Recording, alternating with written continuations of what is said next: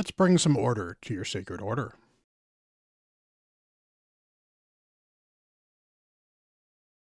Hello, everyone. Bront CatHerder here, bringing you another one of the DERP through Faction Wars series.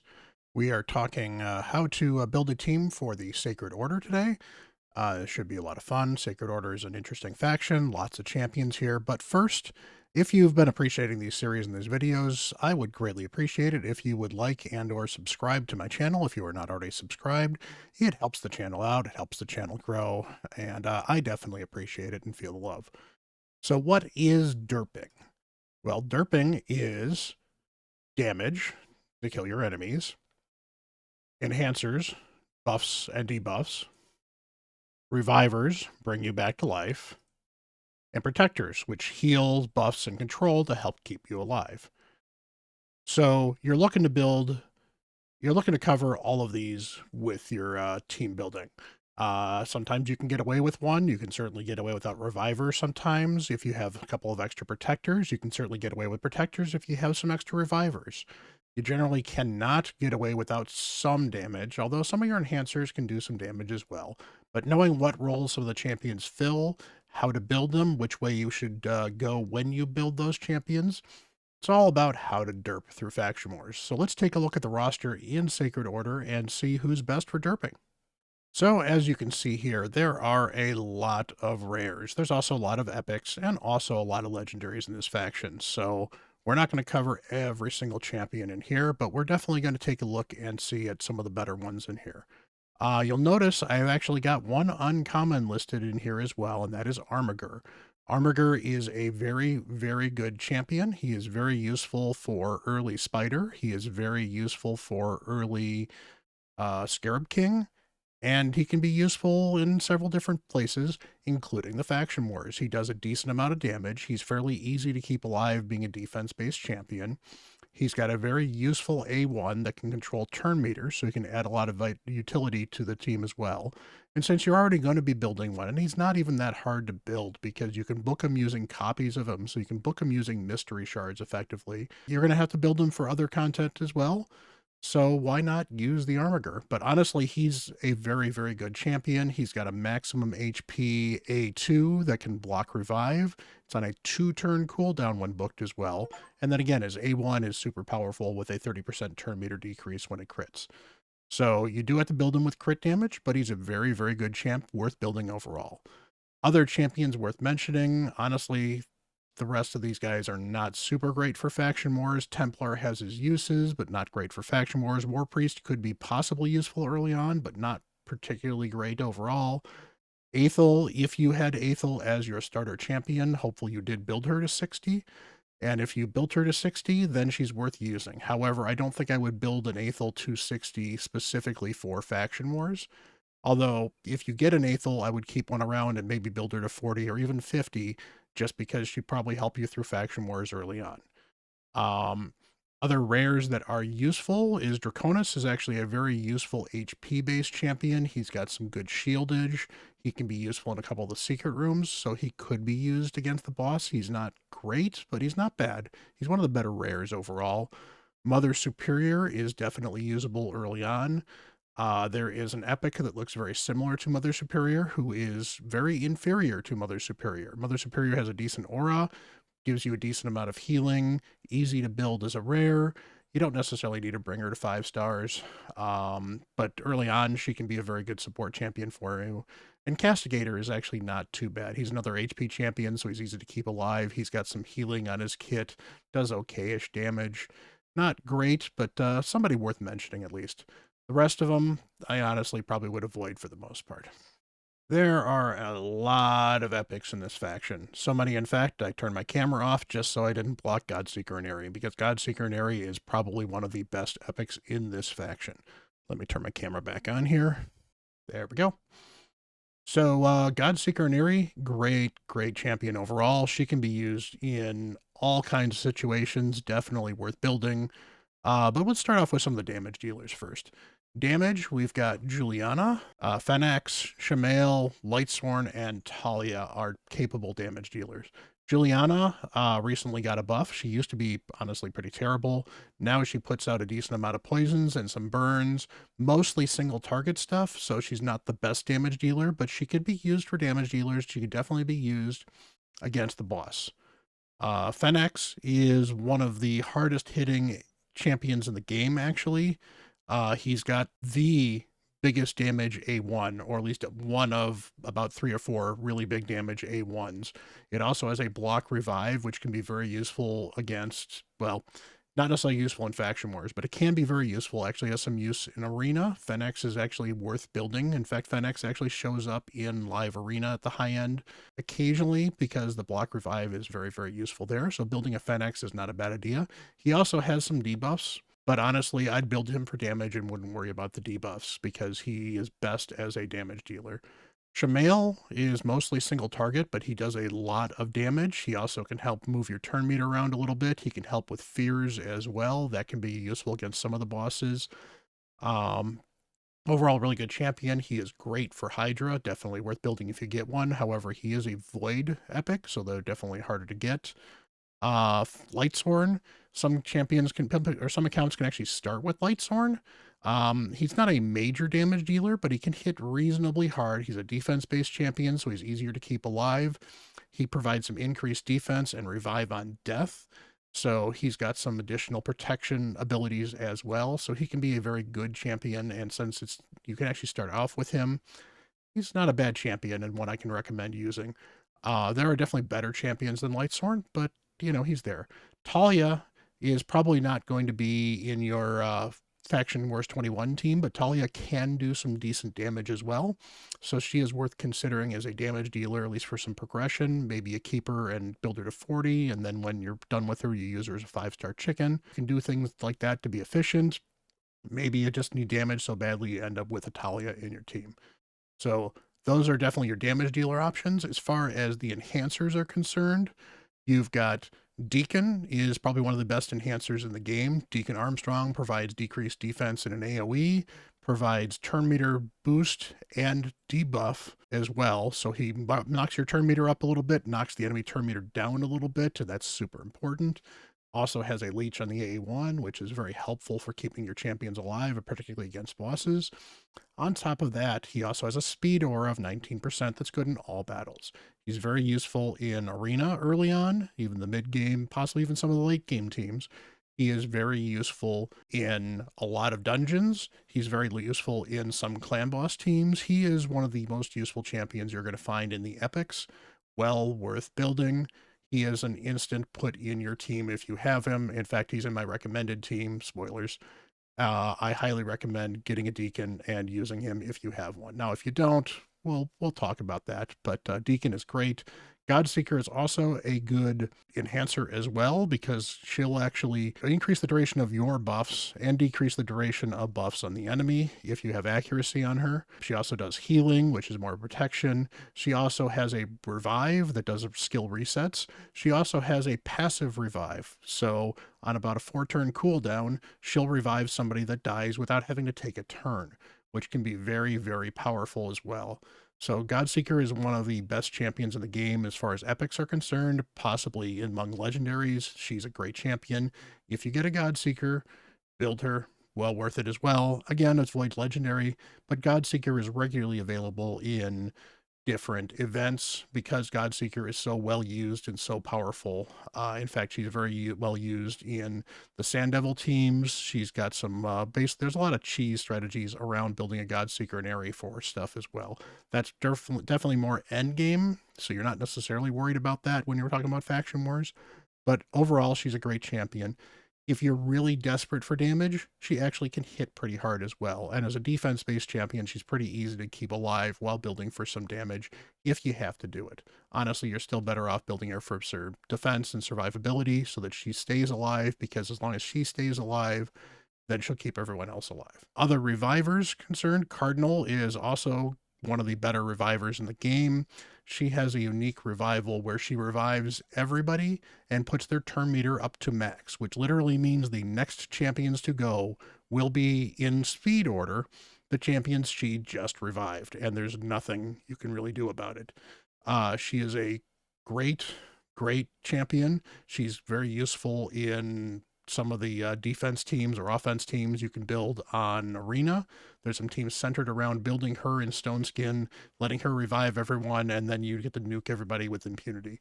She can be a very good reviver. She's got some healing as well. She is not as good as Godseeker overall. She's not going to be used in as much content. But if you have a Cardinal, that can be a very good champion to build for a Reviver. There's actually a third epic Reviver here, and unfortunately there's no legendary Revivers, so that's another spoiler. But Mistress of Hymns is technically a Reviver. That's unfortunately about the best thing I can say about her. She has a very small heal for a single target. She has another very small heal on her A1 for a single target. Not very good, but early on, if you need to revive her for some of the early stages, she can be worth keeping around at level 4, or level 40, I should say, rank 4. You know, put her in some decent gear to keep her alive, and eventually you'll replace her, hopefully with a Godseeker or a Cardinal. If you never get a Godseeker or a Cardinal and you get a Mistress, because she's certainly easier to get being a non-void epic, well, then you run with Mistress and see what you can do. But honestly, she's not anywhere near as good as some of the other ones. Now, there's a lot of protectors in these as well. Anchorite is one of the ones I should mention. Anchorite has the ability to increase the duration of buffs, decrease the duration of buffs on the enemy. He has a pretty good heal as well. He's actually a pretty solid protector. He's got some use in some clan boss teams as well. Not as good as a Godseeker, but he's a lot easier to get and does a decent amount of protection. Other champions include, as I mentioned, Deacon. He actually does a good job of protection. Lodric is one I like. He's not the greatest champion, but Lodric has a really, really big shield on a 2-turn cooldown for a 2-turn shield. He can be very useful for the Scarab boss. In fact, I had a Scarab boss team revolving around him for a long, long time until I got Eurost built to replace him. Overall, he is easy to build being HP. His shields are HP based. And if you build him reasonably fast, he can keep those shields up pretty much indefinitely. And that means that you've got a lot of tankability, which can help you not even need a reviver against the boss if that's where you're going. So Lodric is a very, very good protector. He's not the greatest protector, and there are certainly other options, and he does take a lot of epic books to build, but you really do need the books to make him worthwhile. But he's got some other uses and some content that he'll be used for a while, so not a bad champion. I got a Lodric really early, and I used him for quite a while on my account. There are now better champions, but overall he does a good job at what he does. Specifically, there's a couple champs I would recommend that can be useful early and are not necessarily bad to build, but probably not the best for you.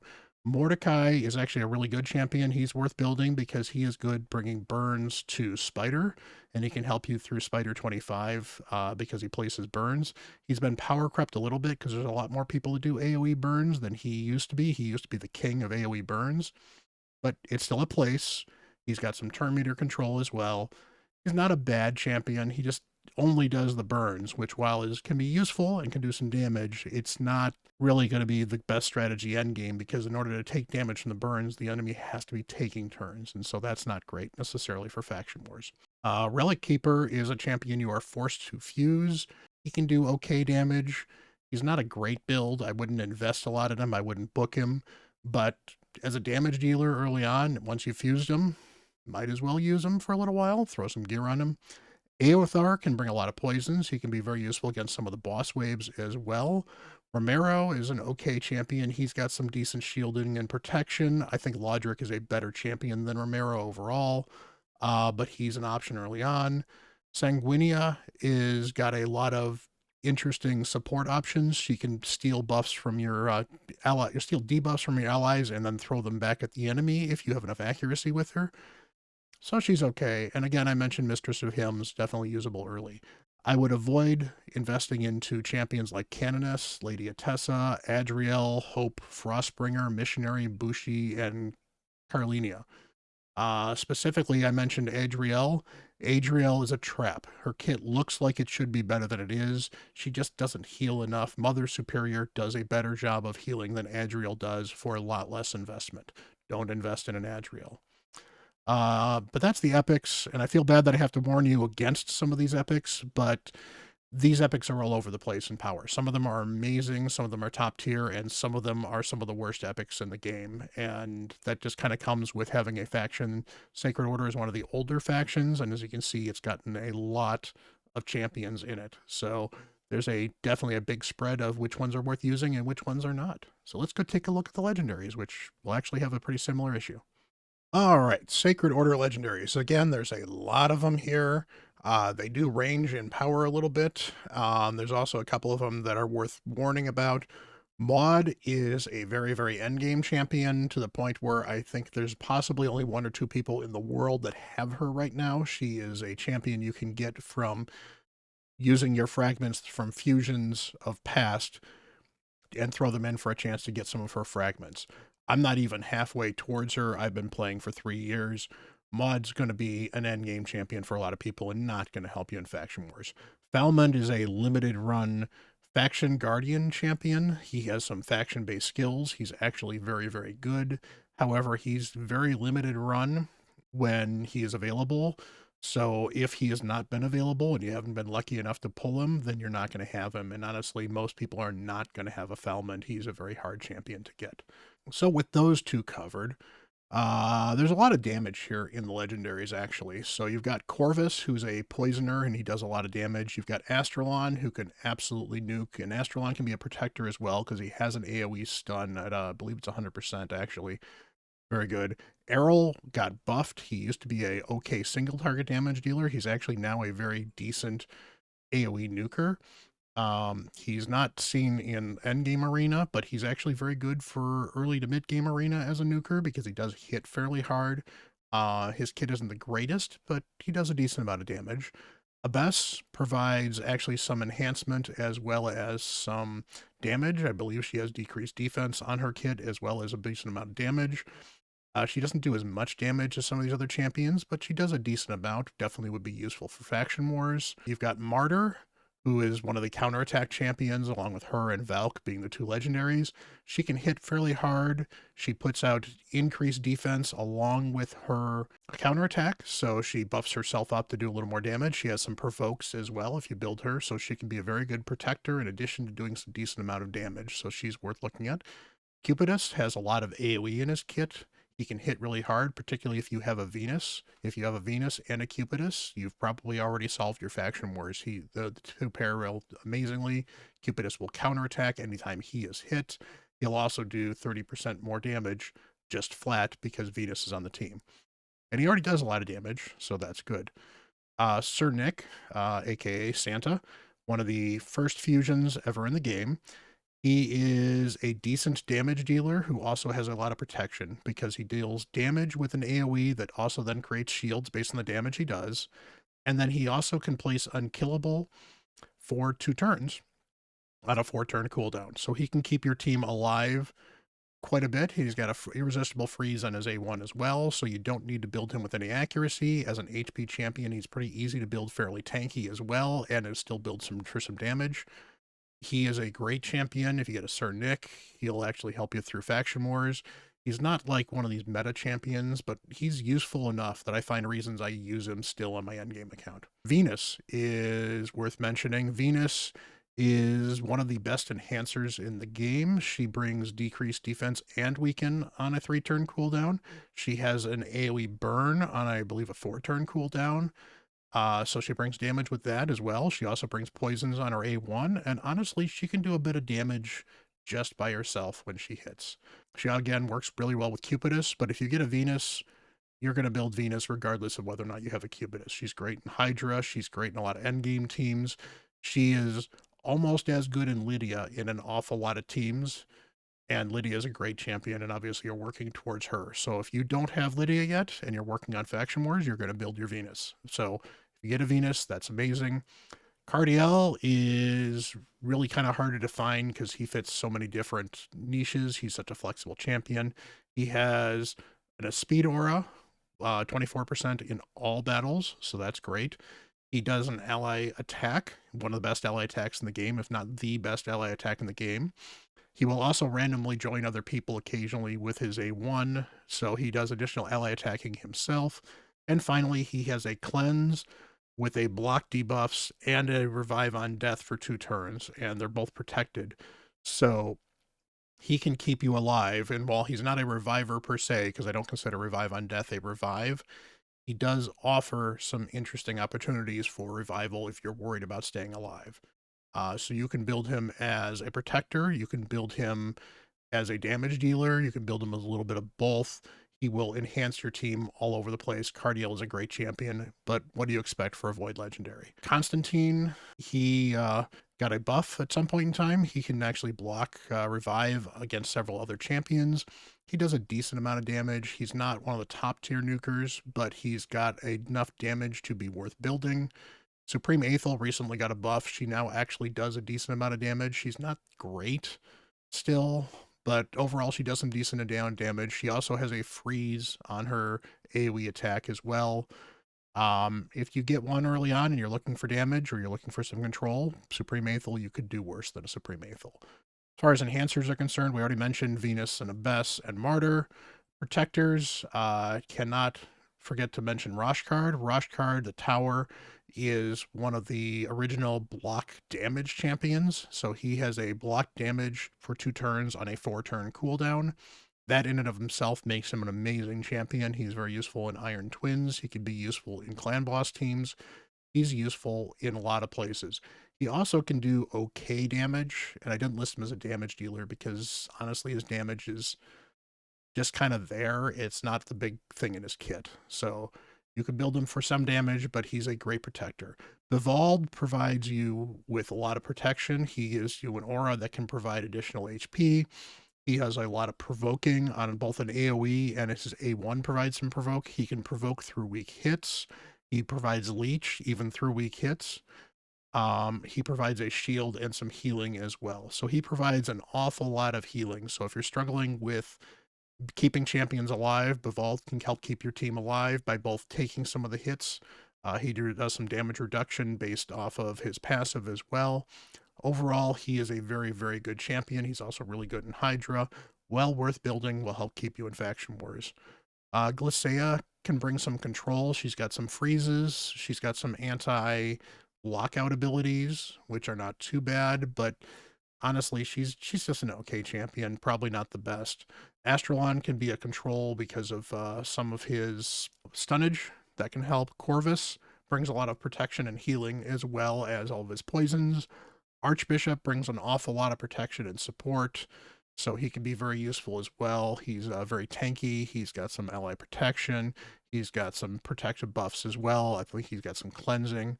Overall, he's a decent champion, probably one of the weaker links as far as the ones I've talked about. But overall, there are a lot of really good legendaries.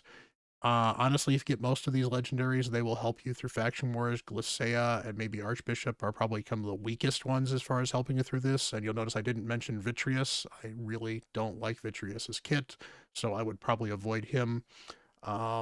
Just doesn't do a lot. But overall, there's some pretty good legendaries here. If you get a legendary, it'll help you a lot through the boss. So Sacred Order is dealing with the blue boss. So the blue boss here is the Protector. He throws fear out, which is where Shamail can be very good. Shamail actually can help ignore the fear, which can help control your team. He has the ally attack with his allies. So he has 2 different allies that be with him, and he'll ally attack with them. One has an AoE, one has a couple of random hits. And then he'll do his Legion Lord, which is the ally attack with them. So if he does the ally attack and everybody's up and ready to go, it can be problematic because they can do a lot of damage. So part of what you're spending time working with this is either controlling those different allies or just killing the allies so you can't revive them fast enough. And in fact, if you can kill one ally so he then has to do his revive and then kill another ally, you only have one of them up at any point in time. So that can actually help quite a bit. He also sleeps himself when he does revive everybody. So if you can actually not hit him, you can actually spend time dealing with the ads while you're waiting for him to wake up. So that can be very good as well. Overall, just do damage to him. Keep your team alive, ideally through protectors or with a couple of revives if you have it. Things like your ally protection can be very good. Things with healing or damage reduction, like increased defense, can be very good. Block damage is great for this. That's where your Rosh card can come in, for example. Overall, lots of different options for this. This faction overall has some pretty decent options against this boss, and this is not This is one of the easier bosses in most cases. The bad problem with this faction is there's an awful lot of champions that are not great, and there's an awful lot of champions. So you might have trouble finding the right champions to deal with the boss, for example. All right, so here are the recommendations again. I've got my damage dealers, the enhancers, the revivers. Again, notice there's no legendary reviver, although Cardiel can certainly count as one, kind of, because he does the revive on death. To be fair, so does Lightsorn, and I don't count him as a reviver either. And of course, you've got your protectors. And you can see there's a lot of protectors here. There's a lot of damage dealers. There's only a few enhancers, but Deacon and Godseeker are amazing, as is Venus, Martyr, and Abbess is okay. But Venus is top tier, Martyr is top tier, Deacon's top tier, Godseeker are top tier. So you've got some pretty good options here. So as far as a sample team is concerned, I really would recommend, if you've got a Deacon, build a Deacon. If you've got a Fennex, build a Fennex. If you've got an Armiger, which hopefully you've been building, build Armiger. And I mentioned, or Aethel, because if you have Aethel at 60, you might as well bring Aethel then instead. Probably instead of the Armiger, but it could be instead of a Fennex. Now, if you don't have a Deacon, that's definitely making it a little harder. But again, this is an ideal situation here. And this is why you understand how a DERP means, because you don't have a Deacon, well, then maybe you find somebody else in protection to make up for that enhancement just a little bit. So anyway, we've got the first three of your Deacon, your Fennex, and your Armiger or Aethel. Then ideally you want a Reviver, so that's where Godseeker or Cardinal come in. If you don't have either of those, Mistress of Hymns is an option, but ideally you can get Godseeker or Cardinal. But if you don't even have those, other options include Lightsworn, who's actually pretty decent and gives you the Revive on Death. Same with Cardiel. Those are other options with you don't want to choose without a Reviver. Particularly if you have a Cardiel. Cardiel will carry you through a lot of this faction, so that's a pretty easy choice. But you can do this without a Reviver if you've got a Lightsworn or a Cardiel, because that gives you the emergency out of, I don't have a Reviver, but I can still die because I Revive on Death.